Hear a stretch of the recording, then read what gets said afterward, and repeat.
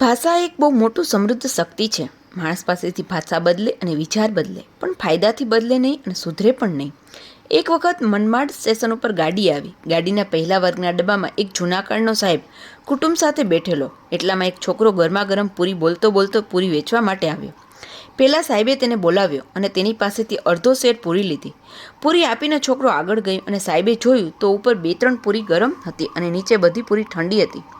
સાહેબ તો નેક ટાઈ પહેરીને બેઠા હતા. તે એકદમ ગુસ્સે થઈ ગયા અને મિજાજ ગયો. તેમણે પેલા પૂરી વેચવાવાળા છોકરાને બોલાવ્યો અને કહ્યું, ચાલ હું તને સ્ટેશન માસ્ટરના હાથમાં સોંપી દઉં.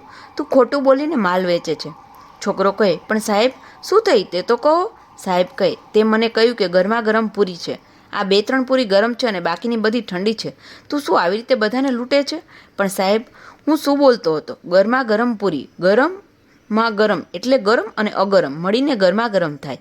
એટલે હું તમને કેવળ ગરમ પૂરી આપીશ એવું ક્યાં કહ્યું હતું? સાહેબ શું બોલે? કાયદો એવો હોય, કાયદાથી માણસને કેમ સુધારાશે? કાયદાથી શબ્દનો ઉલટો સુલટો અર્થ કરી શકાય. કાયદો કર્યો કે તેની શાહી સુકાય એટલી વારમાં તો તોડવાના બધા રસ્તાઓ તૈયાર થઈ જ જાય.